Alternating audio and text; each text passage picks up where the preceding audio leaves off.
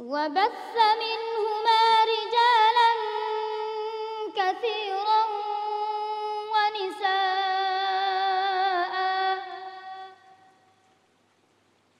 واتقوا الله الذي تساءلون به والأرحام। তার তাজবিদ অনেক ভালো, তবে শ্বাস কম থাকার কারণে বারবার সে অক্ফ করেছে, কিন্তু সঠিকভাবে সেটা ধরে গিয়েছে। তেলাওয়াতের তাজবিদটা এবং তেলাওয়াতের ভুল কতটুকু হচ্ছে না হচ্ছে এটা বেশি দেখে। নোয়াখালীর দারুল কোরআন ইন্টারন্যাশনাল মাদ্রাসার ছাত্র হাফেজ তানজিদুল ইসলাম। আল্লাহ আল্লাহ আল্লাহ আল্লাহ। আসসালামু আলাইকুম ওয়া রাহমাতুল্লাহি ওয়া বারাকাতুহু। ওয়ালাইকুম আসসালাম ওয়া রাহমাতুল্লাহি ওয়া বারাকাতুহু। ইকরা মা তায়াসসারা মিনাল কুরআন। أعوذ بالله من الشيطان الرجيم.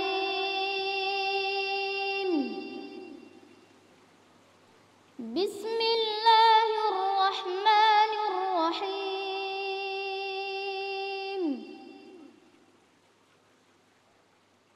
يا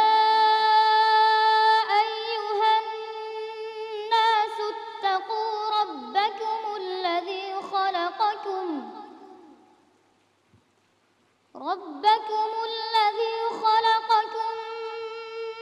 من نفس واحدة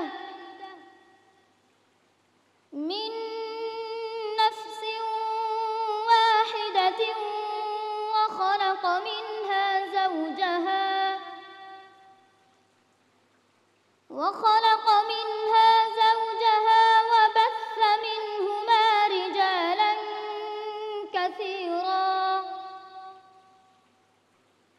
وبث منهما رجالا كثيرا ونساء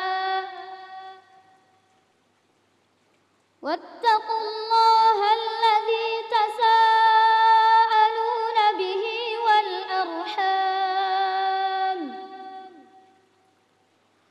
إن الله كان عليكم رقيبا.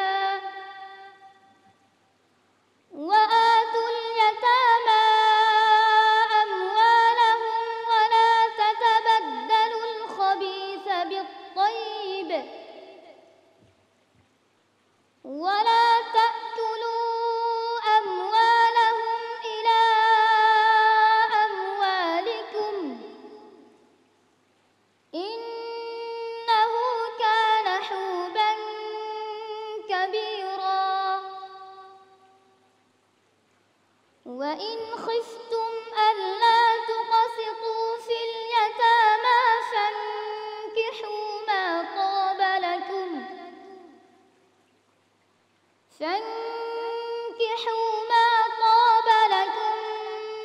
من النساء مثنى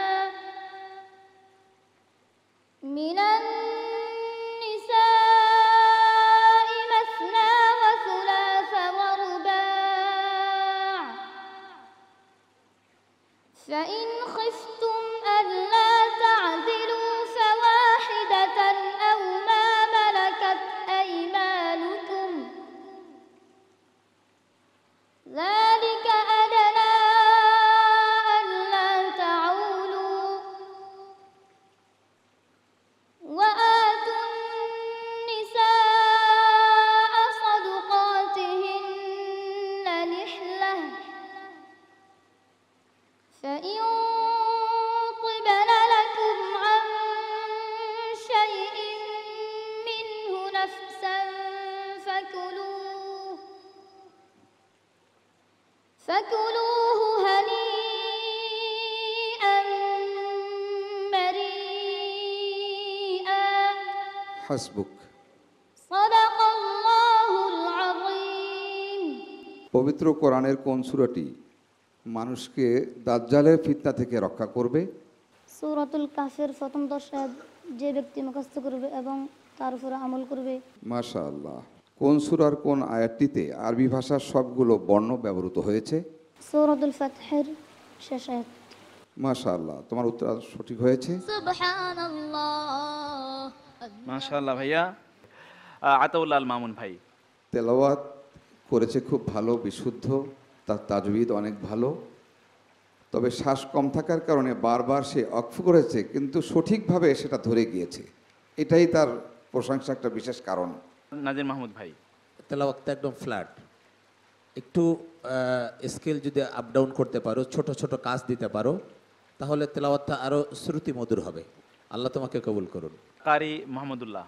তেলাওয়াতের তাজবিদটা এবং তেলাওয়াতের ভুল কতটুকু হচ্ছে না হচ্ছে এটা বেশি দেখে। সেই দিক থেকে তুমি কিন্তু আজকে অনেক ভালো তেলাওয়াত করেছো। সেই দিক থেকে তোমার তেলাওয়াত আমাদের কাছে অনেক ভালো লেগেছে। মোহতারাম জুলফিকার আলী।